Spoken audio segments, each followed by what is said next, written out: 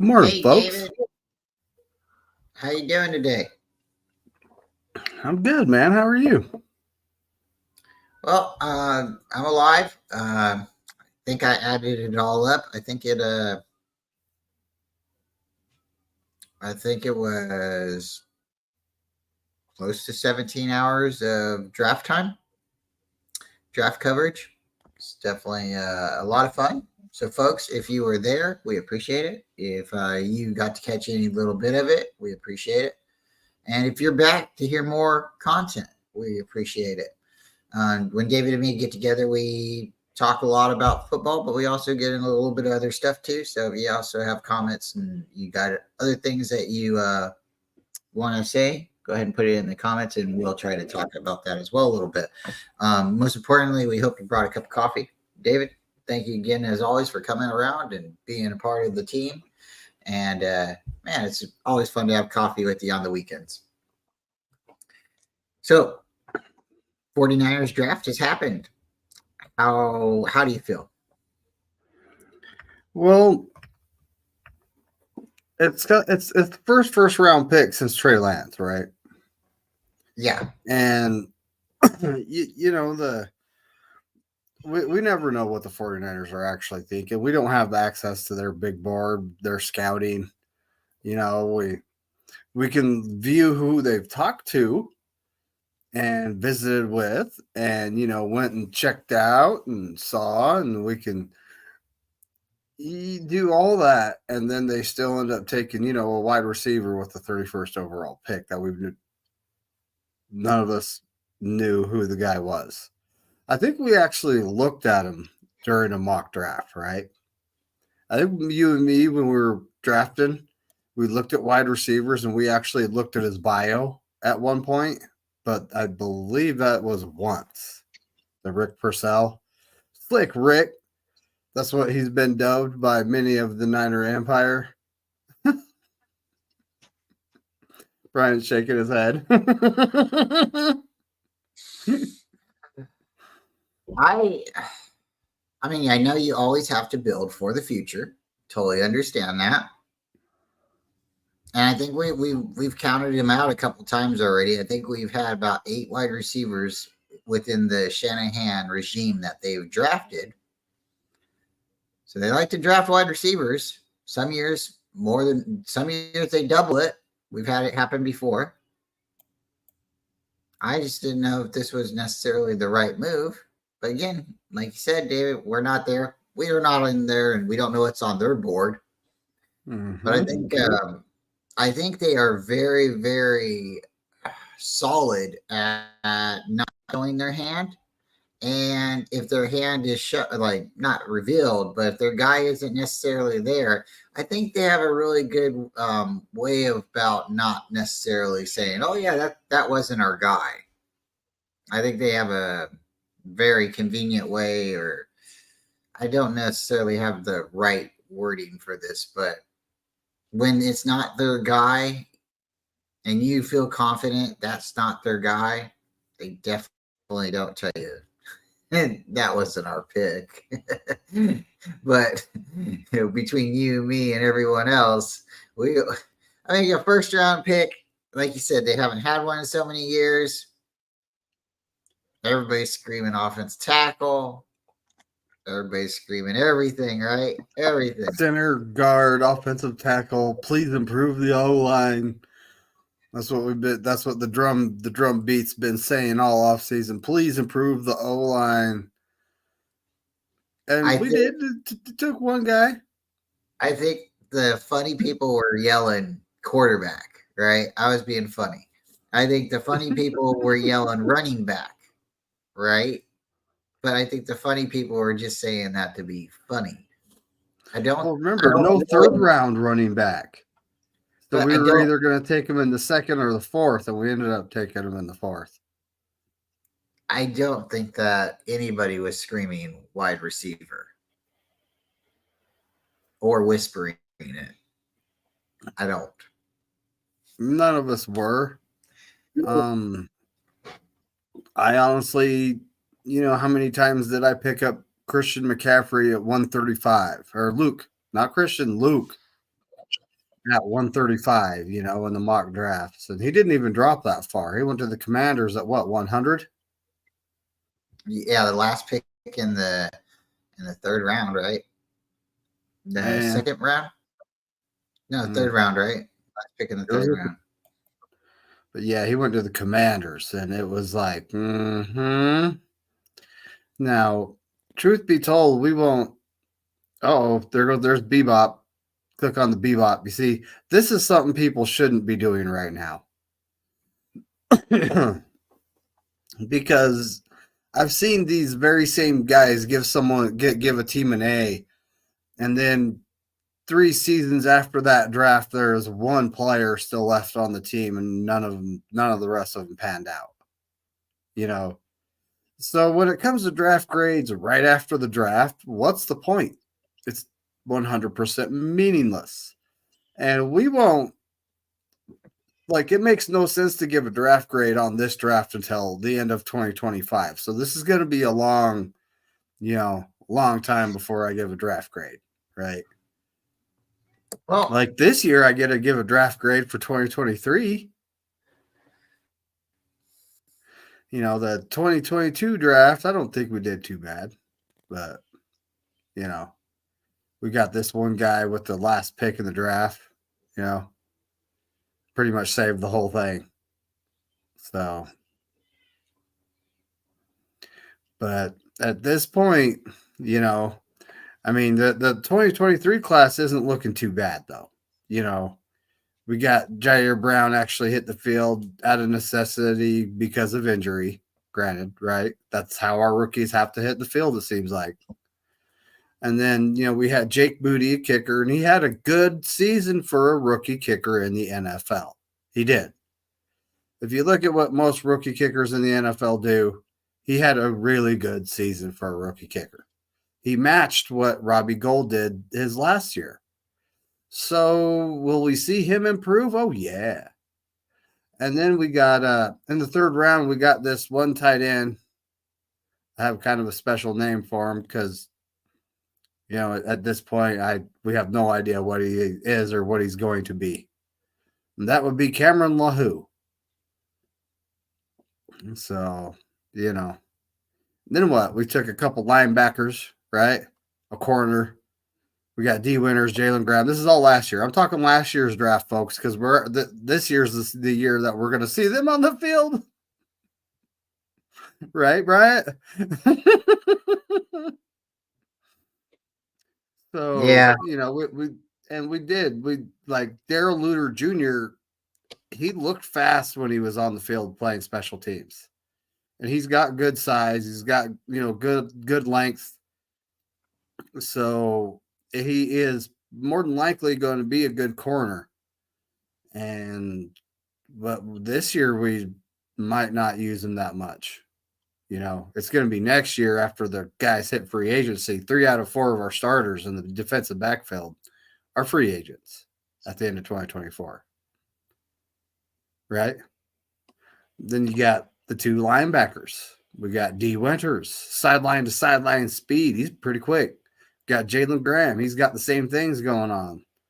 And we didn't see him when we needed him in the Super Bowl. Who else did we pick? Robert Beal Jr. That's right, 2023. Yeah, I'm rewinding to 2023 because, it's just the facts. Those are the guys we're going to see this year.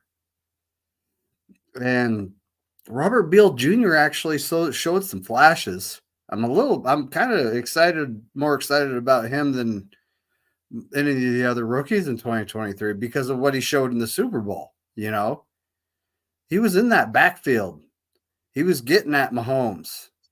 He was getting held, but he was still getting there. So Robert Beal Jr. showed some promise and some potential. I'm actually looking forward to this next season to see the fruition of the 2023 draft.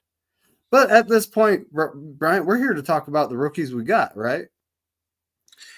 Yeah. I mean, it is upsetting to a degree because the Niners do seem to. Every draft is a little different. and you cannot hold every draft the same as the year before. And then there has been things that's happened like injuries.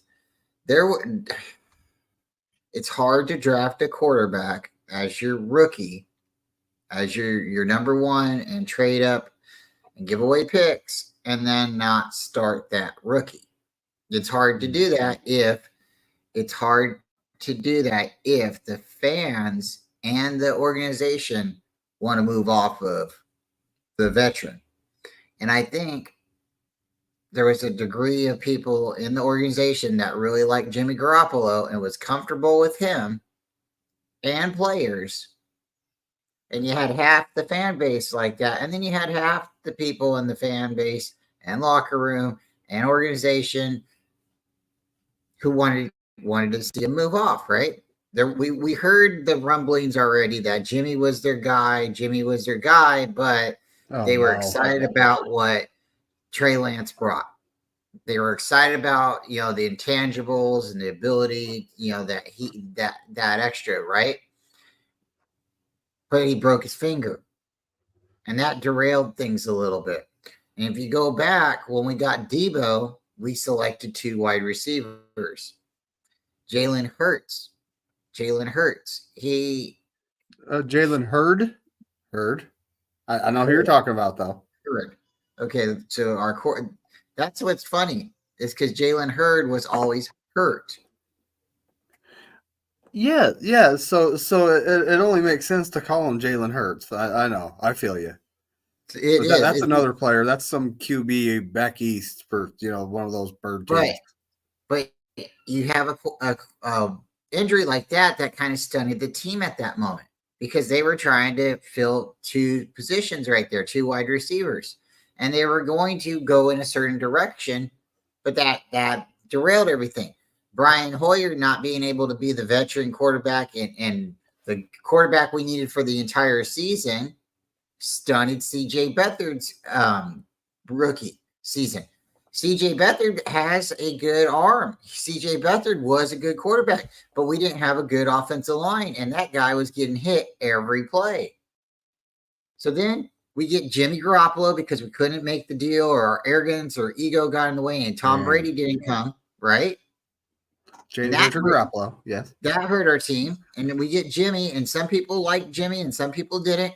And it's funny. It's like they go ahead and they spend the money to sign Jimmy Garoppolo, and maybe that's the reason they're dragging their feet on everyone else's contracts. But it doesn't seem to be helping them because if you sign a player early, then you dictate the market, and then everybody after that gets signed to typically a higher deal. But if you wait till everybody else's contract's signed and sealed, right, then you have to pay them according to somebody who might not be as good or be, right? And now you're stuck trying to have to pay Brandon Ayuk. What is he looking at maybe getting now? It was 20. We wanted to give him maybe 24, and now he's looking at getting 30 million a season. We wanted to give him 25, I think, somewhere around there. And then Amon St. Brown, who is another wide receiver that's an all-pro, and that is the caliber of player Ayuk is, signed for $30 million a season, 4 years, $77 million guaranteed. So that contract is what we're looking at to sign Ayuk. And I'm sorry, David. It's just certain people look at people's size, their speed, stats, and they look at and they say that player's not worth it. You look at somebody like Terrell Owens, his size, his height, you're like, okay, I can see somebody getting paid that. You see Calvin Johnson, his size, speed. You're like, okay, I can see somebody. Who was the Cowboys? Des Bryant. You look at somebody big like him. Shannon Sharp. Now he's a tight end, but you look at that and you're like, okay, that size, you would see that would dictate, your athletic, Vernon Davis, people that are like a bigger than the position. Then you get these smaller guys out there and, like a Steven Jackson or, an Odell Beckham Jr. or somebody, Brandon Ayuk. Are they worth what that other player's getting paid? Or should be getting paid what that other player? They're not as big, they're not as fast, but they're a 49er, right? They're our player, right? Mm-hmm. I don't know. I don't agree with all of that, and I don't agree with giving players grades early. I don't really agree with it until after the player's gone and retired. The only grade that you should be getting is whether or not you got into the Hall of Fame or not. And then that goes into a totally different tangent because the Hall of Fame should depend on how you depend your contribution to your team and the sport, right? It's not all about your stats either being in the Hall of Fame, right? The Hall of Fame doesn't necessarily mean you are the statistically best player. It means you are the best player at your position on your team at that moment. Or am I wrong? The Hall of Fame is about longevity. You know, sustained being really good for a sustained amount of time, right? Yeah. Like Terrell Owens or Jerry Rice, Joe Montana, Steve Young. They were really good. They were you know at the top of the league somewhere in their position for a very long time, and then you get sometimes it's a popularity contest. Like that running back for the Broncos that had a short career due to injury. Um, what was his name? I think his last name was Davis. Terrell Davis. There you Terrell go. Davis. There you go. TD. And then, you got a guy that had a longer career that was the first thousand to thousand guy, right? First 1,000 yard rusher, 1,000 yard receiver in NFL history. Changed the position of running back forever in the NFL. And he's on the outside looking in. So right So there, when it comes to stats, the yeah, right there, stats yeah. don't matter. And like you said, you just have to be good, and you don't have to be good on a team necessarily. You just have to be overall good, but you don't have to be the best. You just have to be overall good. And it kind of goes to what I said. You have to be good for your team at the time. So the giving a player a grade or a draft before it's all said and done is a little silly. Like there was a tweet today that said Patrick Mahomes got a C minus when he was graded. Sure, because they're looking at what you potentially are or what you did right then in high school. They're not seeing the overall picture. No one can kind of see no one can see the picture. No one can look into the future and go from there. But Mm-hmm. they did get some players this year, undrafted free agents. They did get some players drafted. They made some trade moves up. And whether or not we agree that we needed a wide receiver number one, we're on board. I'm on board. I'll trust the process. I'll see what happens. It just doesn't make sense that they're going to be keeping some of the players that they had last year. There's got to be competition. Players have to come in. The better players are going to make the team, hopefully, right? There shouldn't be favoritism. The better players should make the team. And regardless of your age, regardless of your friendship, the better players should make the team. And we should move forward, right? So if these new guys come in and they take some of these veteran jobs, that's the business. That's just what it is. It's NFL, not here for long, right? Not for long. David, what's your thoughts on Mr. Ricky Pearsall? He's from Florida. Well, He's you know, around. at first my thoughts were extreme disappointment, you know, because I was hoping that they would take one of these offensive linemen that were just hanging out on the board, you know, and Yeah, ended up hanging out on the board for way too long. Like, Jackson Powers Johnson, just an example, right? And when we took him, it was like I'm sitting here looking at it like I had no idea the Niners had a first round grade on this guy. And our scouting department, shout out to them. They've done a good job. They've found guys like George Kittle and a lot of these late round picks, Dre Greenlaw, and so but in the first round, we currently have 2 first rounders that we picked still on the roster. You know, and maybe we don't do so hot in the first round, right? But after watching the guy's tape, I'm honestly thinking that this is like the slot receiver, a replacement for possibly Jawan Jennings or maybe even a Debo Samuel type of replacement, after he leaves a couple seasons from now. And it really doesn't look like a bad pickup because I watched some tape on him. I've spent some time doing it, and he looks pretty good. According to a lot of the scouting websites, they had a late second, early third round grade on the guy. But our 49ers obviously had a first round grade on him because they took him. And John Lynch said there were 22 players with first round grades. So, at the point we were at 31, were 21 of those players already gone, right? And he could have been the only guy left. This is for all we know, though, right? We don't know. I wish they would actually, after the draft is over, let the list out on the internet and let us look it over and go pick it apart. But that's never going to happen, right? No, it's not, because they're not going to tell you, oh, we really like this player. Because if they say it now, then they can't come out years later and say, well, we really like Sam Darnold. We've always liked Sam Darnold. We've always liked Deshaun Watson. We've always liked so-and-so, but it just didn't fall to us, right? The cards didn't fall to us. So I'm really excited about Ricky Parcell, whether or not he's a Debo replacement or a Brandon Ayuk replacement.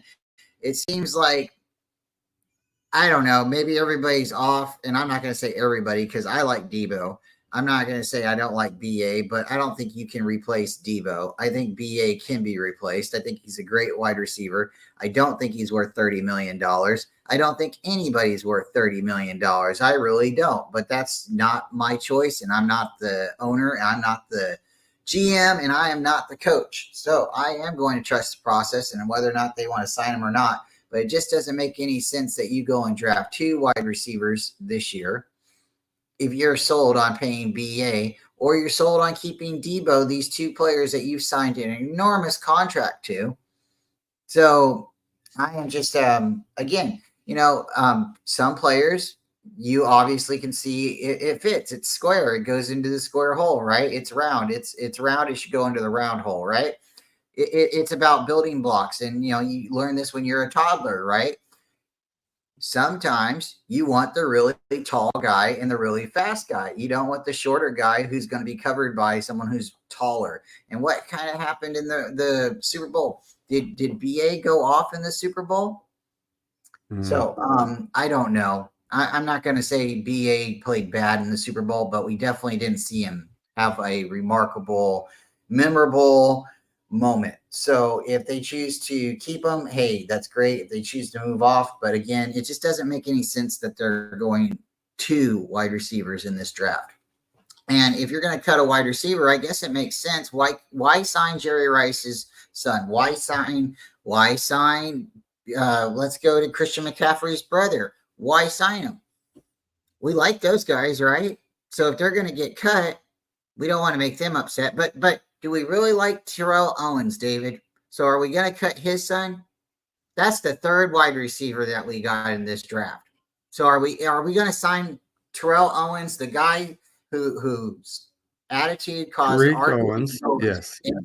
But the guy whose attitude caused our team to go into a downward spin in the 2000s, the 2003, 4, 5 season, that really stemmed from his relationship with Jeff Garcia. But because he came to the training day, the pro day, with his son, who came to the pro, who was trying to make a spot for his team, and he shows up like a good dad, which I admire, right? I'd want my dad to be at the pro day too, and trying to nudge his former team on and say, hey, take a look at my kid. So you're telling me we passed up Jerry Rice and McCaffrey for T.O.'s son, And Brandon Ayuk, Devo, and all of our other 8 wide receivers that we've drafted in the past are still going to make the team. And we got room for 2 more wide receivers coming in this draft. I'm going to trust the process, David, but it just doesn't make sense. Square hole, right? Yeah, round stick, square hole. I get what you're saying, buddy. I get what you're saying. You cannot. So pretty much, we have 3 wide receivers. They're set. Their place is here. We have, and granted, Brandon Ayuk still hasn't signed his contract, and there's still going to be trade speculation floating around, right? Especially with us drafting 2 wide receivers. Let's be honest, that's probably going to make it worse. But so we have Brandon Ayuk, we have Deebo Samuel, we have Juwan Jennings. There's our top 3 wide receivers, right? Then we drafted in the first round Slick Rick Purcell, you know, and then we drafted, what was it, Cowing? I don't remember the wee little guy's name, first name, but he's 5'8". He's 168 pounds. Jacob Cowing from Arizona. We picked him 135. There we go. So that's the other wide receiver we picked. And granted, he's not guaranteed to make the team. At this point, we have 4 wide receivers. I mean, they're going to give the first round pick the benefit of the doubt. So that's 4 wide receiver spots taken right now. And then we have Jacob Cowing, which, no block, no rock. How's a 5'8", 168-pound guy going to block a 6'2", 200-plus pound defensive back? I don't know. We'll just have to see how that works out, right? But then you got a guy like Danny Gray, who's 6 foot, is heavier than Jacob Cowing and runs faster, but he's looking like he's on his way out because he's been here a couple of years and we ain't seen much out of him. Last year, Kyle said we don't have a spot for him on the team at this point. So then we got Ronnie Bell, who looked really good in preseason. He was tearing it up in preseason. And then, during the regular season, made a couple good catches. We were starting to put him in a punt returner, but that's something our first round pick and Jacob Cowing, the wee little guy, that's something they did. They did punt returning. So, we only have 6 spots. They typically keep 6. So that's wide receiver number 7 at this point, Ronnie Bell. Then we got Trent Taylor. They re-signed him. He always does fantastic in OTAs and preseason. He'll make the squad, but then where's he at? And, the first couple seasons he was with us, we were depraved at wide receiver, so he did see a lot of time. But then we started getting good wide receivers, and his playing time dwindled, and we just didn't re-sign him. So, here we are. We're at number 8. Then we got Tay Martin, who's typically a special teamer, right? And then we got, who else? Chris Conley. We're at number 10.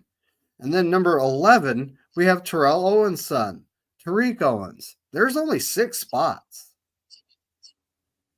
And the way I'm looking at it, there are 4 spots set in stone right now. So we have, 7 guys competing for 2 spots. Right? So I want to say 2 things. I want to say 2 things. The entire time we've been here and we've been doing things, you and me have both said to trust the process because we believe in the 49ers. You don't have to trust the process.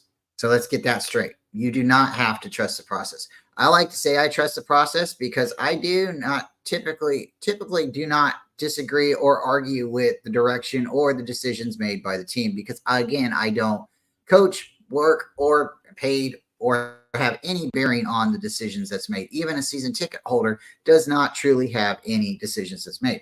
And I'm not going to sit here and say that I'm smarter than anyone or say that, they should have done this or would have done this. But I also am smart enough to have an opinion of my own. And this is why we're talking. And if I am clever enough to say, well, maybe they could have done this, or I can see some of the writings and say, maybe this just doesn't make any sense. And maybe if I'm smart enough to have a discussion with somebody like you, David, who maybe we can both figure this out, then yes. Is it something to be laughing out loud? Maybe. Is it something to have a lot of fun? Sure. Is it worth talking about? Yes, because maybe just maybe, the coaches or somebody else in the organization is going to sit back and say, yeah, maybe it didn't make sense. And maybe we need to relook at this. Maybe enough people will have a conversation like this right here, David, and they'll say, hey, we don't want to see planes being flown over the stadium anymore. Let's start thinking about this. How many wide receivers did you just say again? 11. And I know we sometimes have 11. 12. We have about 12 for preseason, training camp, Mm-hmm. camp body guys, right? And I think some of them get stashed, like you're saying, special teams, and some guys get stashed here and there because they are forced to play both ways. They are forced to do things that not typically the starters or the legacy players or the players that are drafted in the first round are going to do. So again, when you put the tender of a first round on somebody, you are obviously at that point saying, this guy we believe is athletic and he is going to take us over the top. We believe in him. And that's why they can justify paying somebody like Sam Darnold 8 point something million guaranteed because he was drafted in the round. But if somebody like Brock Purdy is to go or get cut or walk somewhere, they're going to look back at him and say, you were drafted in the 7th round. You look at somebody like Juwan Jennings. He was drafted in the 7th round. So what is his limitations? You're in the 7th round. You're in the 7th round for a reason. Now you might be a diamond in the rough, but when we go back and we look at your resume, and your resume is what you are drafted for, these are your credentials, these are your stats, your vitals, everything. This is what's saying, this is what we're going to pay you. And this is why we're going to pay you this, because you can't run this faster. You can't do this. Now you're a gamer. You get into the game and you do this and that. Well, you've done it on that team. It doesn't mean that you're a gamer for every team. It doesn't mean you're going to be a fit for every team. So when you do something for another team, okay, then maybe that will justify you getting paid. But you're going to have to play a whole nother season before they give you another contract. So when you have somebody who's drafted in the 7th round, they don't get the 5 years. They don't get the 4 years. They get 1 year. They get, and it goes from there like that. That's why some players are being signed for less money and other players are being signed for higher, because when they ran in the underwear Olympics for the draft, their scouting combine, they ran faster than everybody else. They threw the football further than anybody else. They kicked it further than anybody else. So these scouts, right, who are all there at one time, say, that's the guy, man, this is really easy. I'm so glad they're all here in one building and I don't have to go all over state, all over the nation, and actually sit in bleachers and watch these guys. They're doing that too. But when you got all the guys in one house, it sure does make it a little bit easier to see what players are going where and where they're going. So I hope Tony's got the I'm pin pulled on the fire extinguisher right now, Brian, because you're ablaze, buddy. You're on fire. I'm having a lot of, for sure. It's all good, Beto. It's all good, but Beto. It's kind of weird the whole how we actually do it, because Kyle will take a guy and then season or two later he'll cut him. He don't care about your draft stock, where you've actually sat. It seems like it just doesn't matter to us. And I looked at Ronnie Bell, like he has some serious potential moving forward. And he absorbed the playbook in off-season workouts and OTAs, and in preseason he just tore it up. And now here we are, we have two wide receivers. One of them's the 4th-round guy. One's a 1st-round guy, which they're going to give them the benefit of the doubt, though, in that 1st round. So he's going to be here. Like our draft picks, typically they get the benefit of the doubt for a season or two, right? But after that 2nd season, if Kyle doesn't see what he wants to see, they're goners, right? So here we are. We got Danny Gray, literally the fastest guy on the team. He runs a 4.33 40, faster than Cowing. Cowing had a 4.38, and this is his he's been with us 2 seasons. So this is the off season or the preseason that he will more than likely not make the team and get cut. Should we have done the right thing yesterday, though, and traded him for a late round pick and took a flyer on the guy? I honestly think so. Versus let's make all these guys compete and get absolutely nothing out of them. How can you justify trading a player who you haven't played on your team? Why can you even ask for anything out of it when you're not willing to play the player? Just cut him. That's another thing too. If you really want to do right by the player, you cut him and you let him go to free agency, and you do it. You do it a month ago when these guys were able to go to free agency. But you're trying to hold on to draft capital, and it's not right because you're doing what? You're holding on to a player in a player's life in the beginning of his career that he could be somewhere else, learning a playbook somewhere else and getting adjusted into a different culture, climate, all of that. And you're holding him up because you want compensation. You made the wrong pick. Just let the guy go. Just let the guy go. It's. Yes, like Ambry Thomas. There were, remember that report, right? Earlier in the offseason that Ambry Thomas, Elijah Mitchell, and Danny Gray were on the trade block. Well, we didn't see him get traded, so that doesn't show you how real that report is, right? And it just seems like, and Gray is worth a leftover popsicle stick. Shout out to Tommy Huxley. That's what Tommy Huxley said. But, at this point, he hasn't done anything but do really good as a gunner on special teams. You remember his rookie season? Late in his rookie season, he was our best gunner on special teams. He was contributing in any way he could.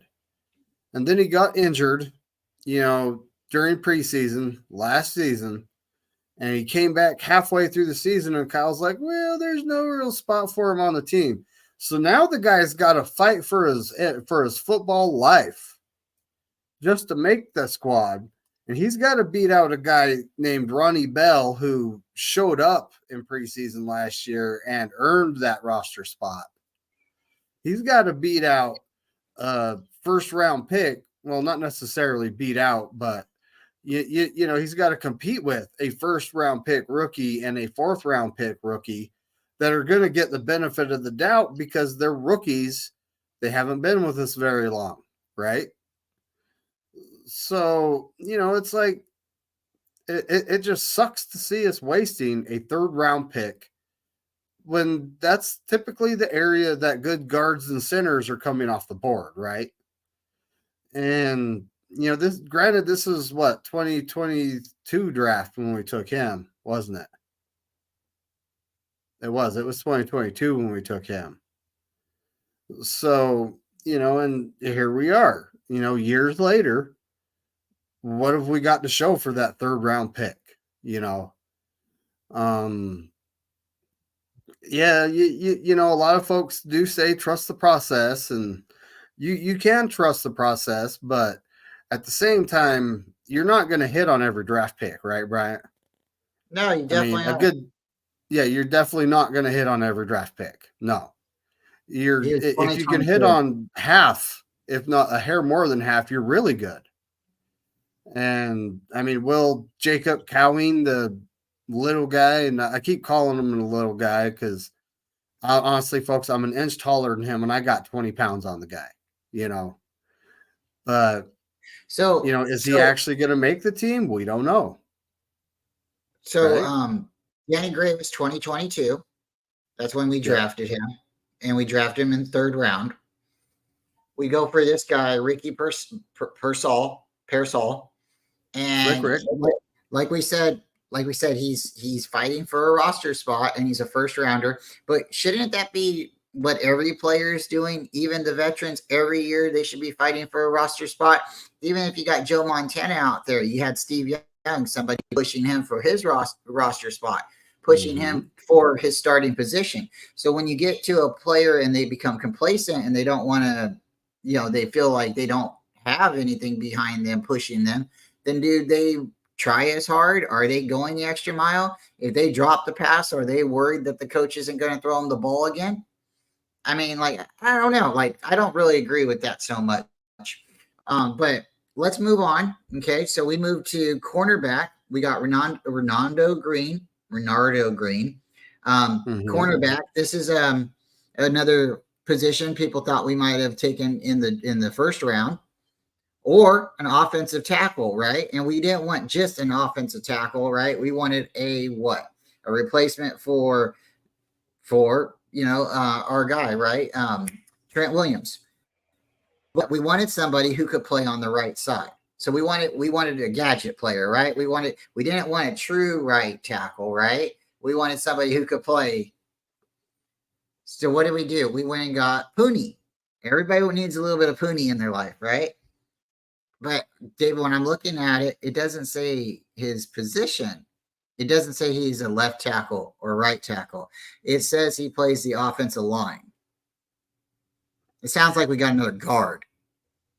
And he actually played. I believe he has spent time at left tackle, right tackle, guard. I don't know if he's played center. That's something I'm not sure about. I don't think he But played center either, but he probably can because it he sounds like probably did at some point. He probably did. But so. you know what? I'm with the competition. You know, you remember me years ago saying, well, maybe years ago, last year I was screaming it. There should be an open competition for the starting spot at every position every off season. That's how Bill Walsh used to do it, right? Yeah, So that's how we should do it. You know, so what if we got Debo signed to a monster contract? He's got to earn that spot, you know. Um, and that's literally how it should be every year. But right now, you know, we did with Pooney. I actually watched a lot of tape on him, and he looks pretty good. Actually, you know, he had a few penalty issues, but that's something that can be coached up, right? So that's on Chris Forrester to fix. You got to fix that, right? And he can play tackle, guard, wherever we need him. Could he be the Daniel Brunskill of the future? Yes, he possibly could be. Could he be our right tackle when Trent Williams retires and we move McKivitz over to left tackle, which is kind of scary? that's Yes, he all could be. great. That's all great. I just want to know, does he have the winning lottery numbers? Because if he's got the winning lottery numbers, then we're all set, right? Now we went ahead and got a safety. And Tommy Huxley brings up a good point, and maybe you're the better guy to give the analogy. What's the difference between a free safety and a strong safety, David? Because it sounds like Malik Mustafa, somebody we drafted in one of our mocks a couple times. Sounds like he's a strong safety. So do Well, we need a you free know, safety? And our defense. I've watched a lot of our defense, and I don't think that we have a designated strong safety. But that would be kind of what Hufunga does. He comes up and he plays in the box, right? Kind of an extra linebacker, right? But I honestly, we have kind of a hybrid safeties in our defensive system. So we need safeties that could be interchangeable. But you know, Mustafa, he's a guy we actually met with a couple times.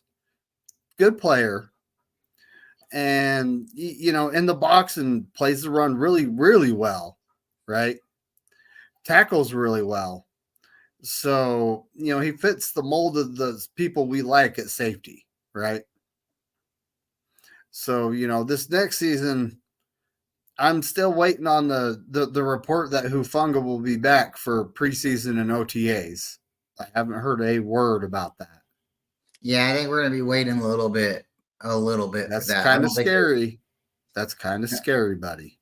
I don't think they want to tell us.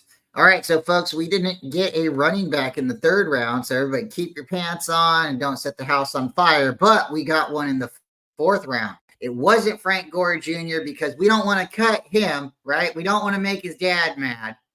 We don't care about Terrell Owens, but we don't want to make Gore or Rush or McCaffrey mad.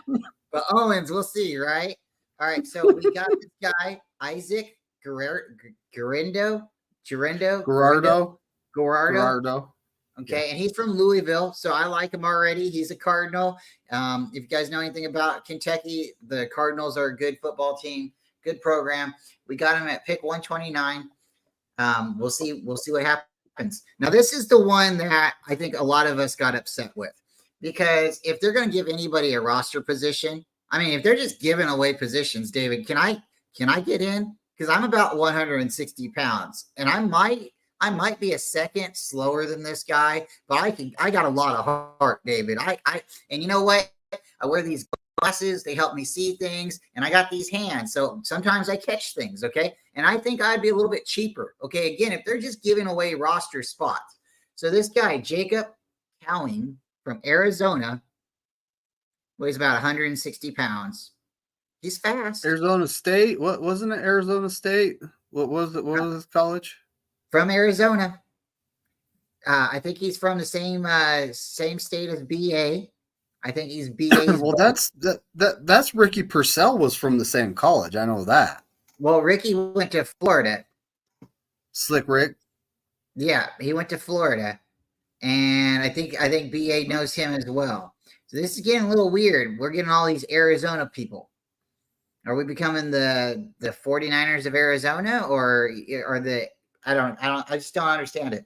But again, they're going to give away positions, and this guy truly makes the spot.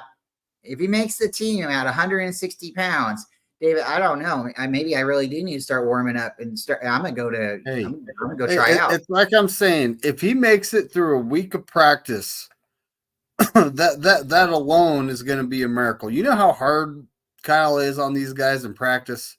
Hargrave actually spoke on it. You know, he said that the Niner practices are way harder than what the Philadelphia Eagles do. And it's like, you know, more intense. This is why we, you know, hear reports about fights and all this other junk. You know, guys they're going hard at it.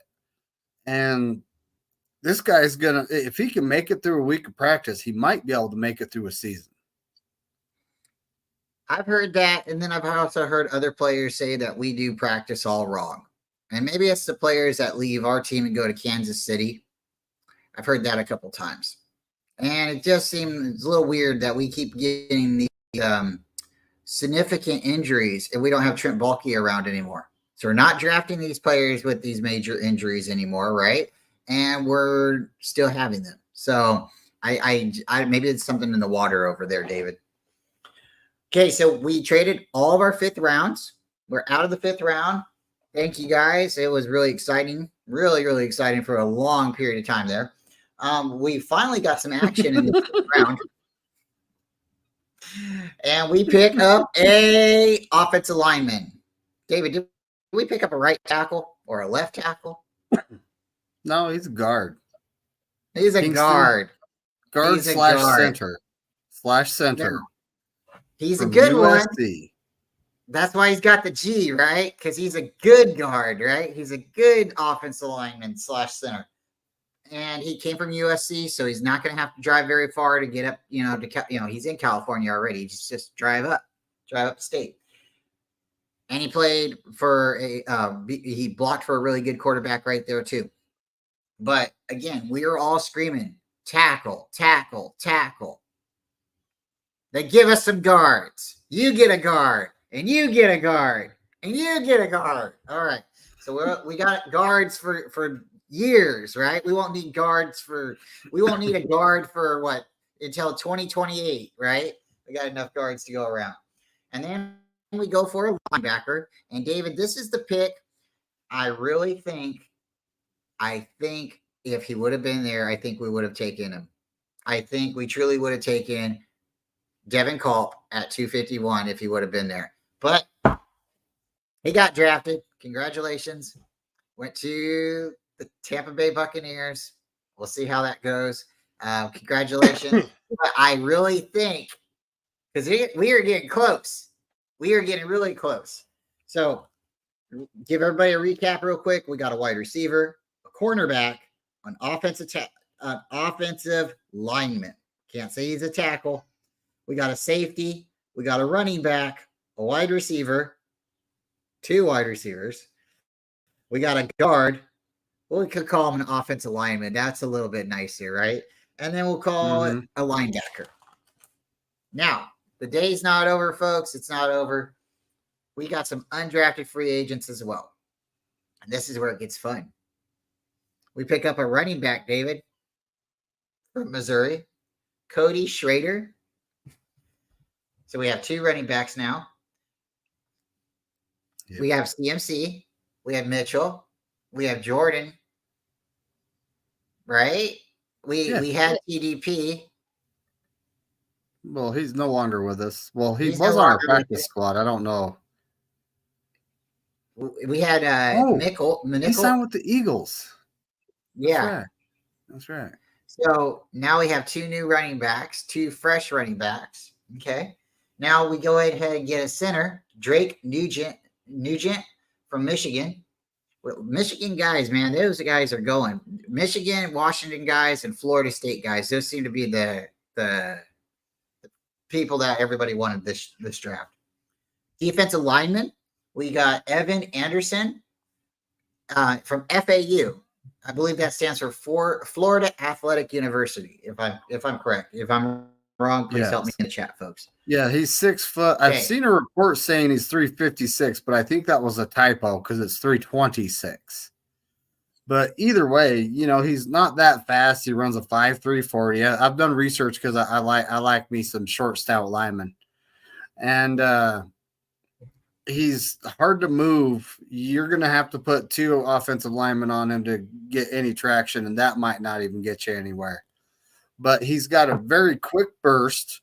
Reminds me a lot of DJ Jones, but more weight. You know, DJ Jones was about 6 foot, 300. This guy's got some little bit of weight on DJ Jones. But, you know, I don't know if he's going to make the squad or not, but I like them. I like the fact that they take a nose tackle type that is very stout against the run. We'll have to see about him. We will definitely have to see about him. Evan Anderson, defensive lineman. Right when Tommy said we didn't take a defensive lineman, we got a undrafted free agent. He is our future. All right. So we have a tight end. It's not the tight end I wanted, but this is why I really think we would have taken Devin Culp, because we did get one undrafted free agent. So we took 2, I think, last year, and then we drafted 2 tight ends last year. So we had a total of 4, if I was correct. But I got to go back and look at my stat numbers and my records. But we'll go from there. Right now, his name's Mason Klein, and he's from Furman. So we have to do some studying up on him and find out a little bit more about him. Again, you got to trust the process. If you want to, you can. If you don't want to, you don't have to.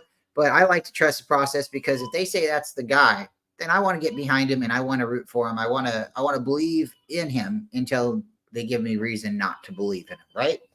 So, David, they did take a quarterback. Did you hear about the quarterback they took? He's from Wisconsin.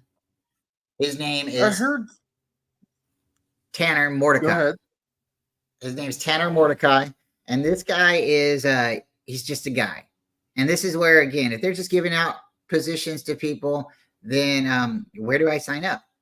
What do I have to do? I mean, I can be there. I'm really close, you know. I can be there on time. I can be there early. I'm willing to work late. You don't have to give me keys, but if you want to, I'll lock up.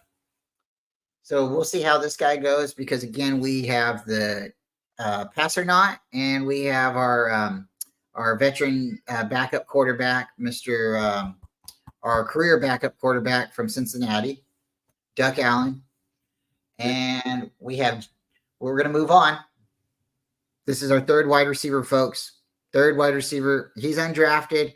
I don't think it's going to hurt anyone's feelings if we cut him. Tyreek Owens from Missouri State. He might be the guy. He could surprise a lot of people.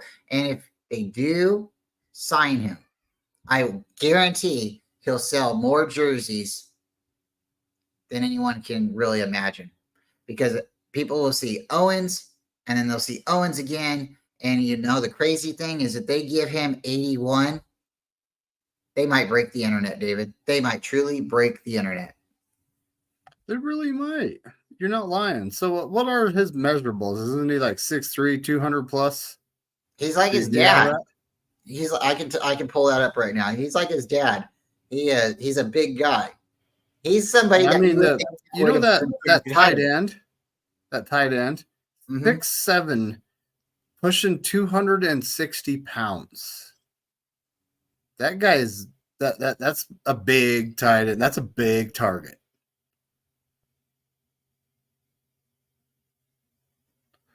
Um,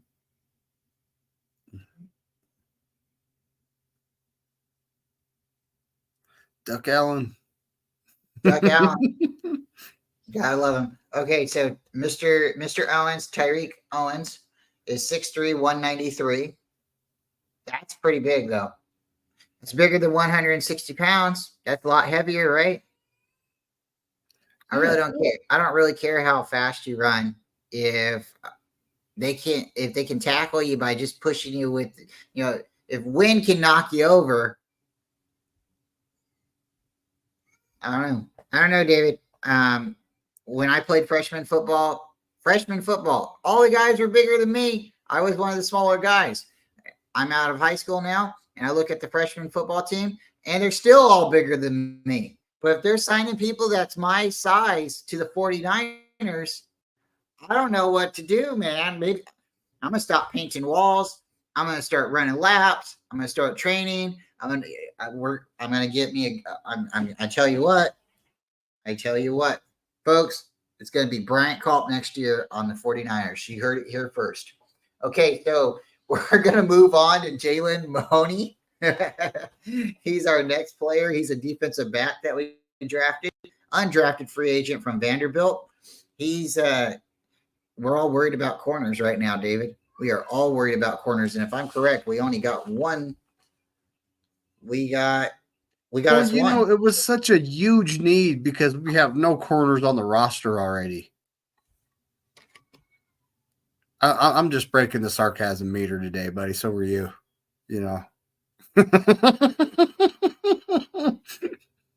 So we got one corner that we drafted, and we got a second drafted. And this is again our thoughts for the future, right? Because we don't know how long we're going to have the guys that we have right now, and I believe we have them for one or maybe two more seasons, and we got to figure out their contracts.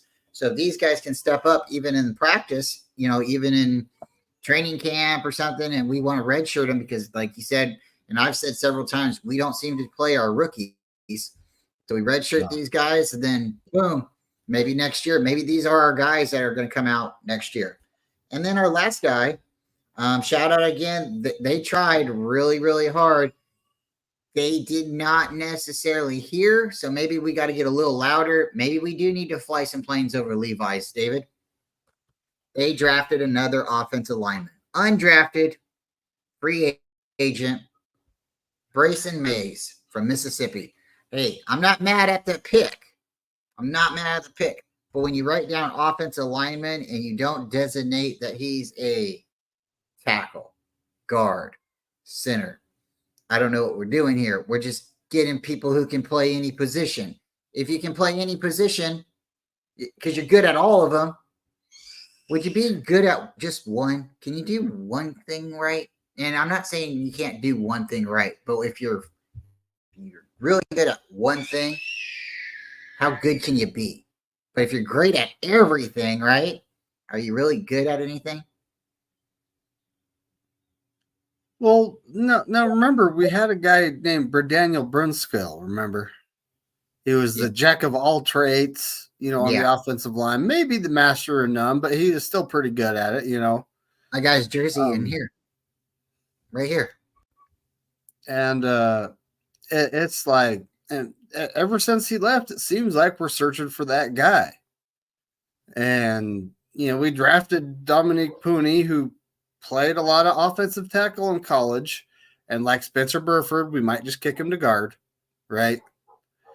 But he's more athletic, and with his size and a little more strength, he could play the left side. Typically on the right side, we like the smaller athletic guys because of our jet sweeps and all the, those type of plays that we run, right? And that's these undrafted guys are these smaller athletic guys that we like to play on the right side. Like, the guy we took in the 7th round, Kingston, the USC guy, he's the same way. He's kind of smaller, athletic, the type of guy we play on the right side. So I think we're trying to find solutions for that right side, but I don't think they're going to be ready this year. I'm going to say that right now. You know, it's going to be Brendel, Burford, and McKivitz.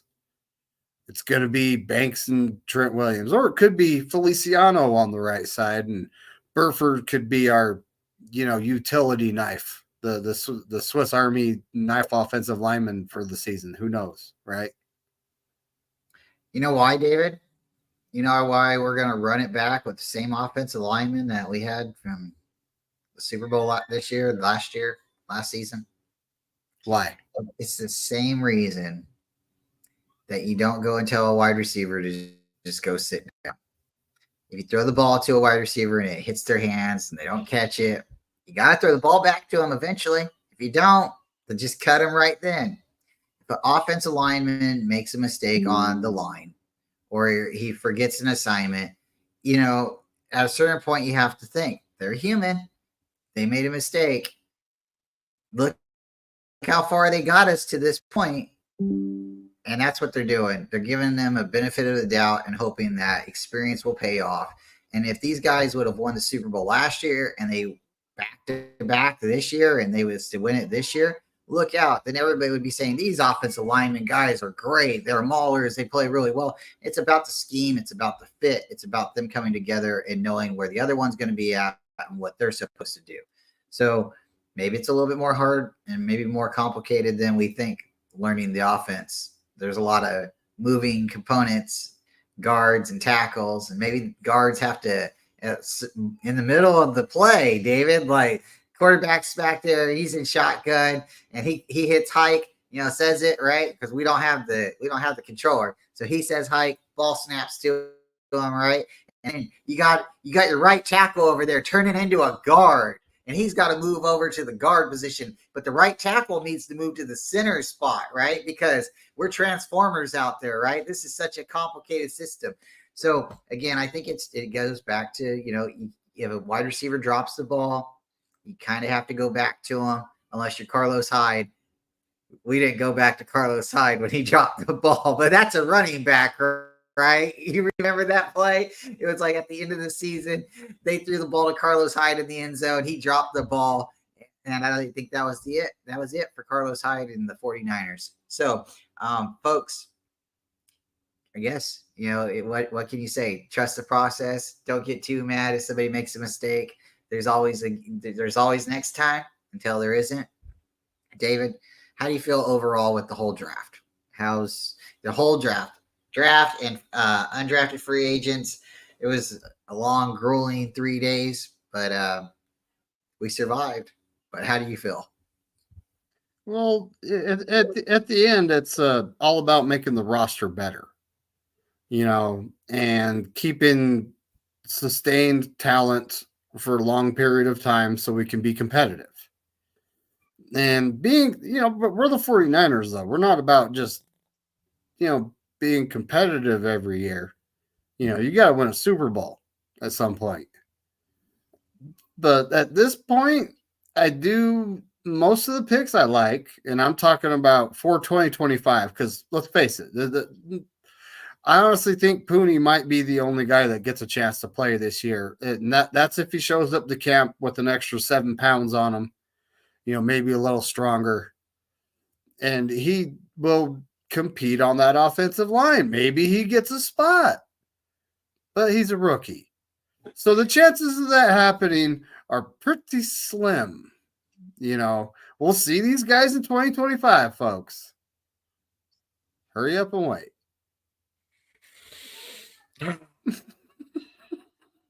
Well, David, thank you again. I think it's been a great show. I hope everybody enjoyed the little rant. We did go through and talk about our new guys. We didn't give you the stats as much, but we give you a little bit of our thoughts on the players. They all are great players, great picks. The Niners did do their stats. They did their work. They did their scouting, and they did their homework. Now we just gotta wait to see what it looks like on field, on the paper, in practice, in the game. David, thank you very much for being there with me during the draft. Folks, if you guys didn't know, we drafted all 3 days, streamed them to all of our channels. We had some friends along the way, and hopefully we met a couple new ones. If you guys haven't seen them, maybe go check them out. The first day, you can draft, rewind all the way to, or fast forward all the way to the end to see our reactions. I think it would be, I want to say it's like 4:45 or around there. 4 hours and 45 minutes. we drafted for the entire time we streamed. It was a lot of fun. And folks, appreciate you guys always for coming. Hopefully you're able to enjoy a cup of coffee with us. We will be back again here soon. I think we're doing Coast to Coast tomorrow on my show, if I'm correct. So, boy, that's going to be a lot of fun. And we'll be going from there. Trivia on Wednesdays with David. And Fridays, we'll be doing a show here again. Hopefully have a great guest on. Saturday and Sunday, back again with Coffee Talk. Folks, thank you so much for coming around and being a part of the community. And hopefully, again, we made some friends along the way. David, would you like to say anything before we get out of the way? Get out of the way and let someone else get back in here. Well, here we go. Another season, another preseason's coming upon us. OTAs, more contract extension talks, more. Watch out for that speculation train, folks. It's got no brakes. But we're about to see the 2023 draft class. The rest of them, other than, Jake Moody and Jair Brown. We're about to see the rest of them this next season. I'm kind of excited for that. But, as Corey Davis would say, go 49ers and F all 31 other teams. All right, folks, we're out of here. You go enjoy your weekend. We're going to do the same. Go Niners.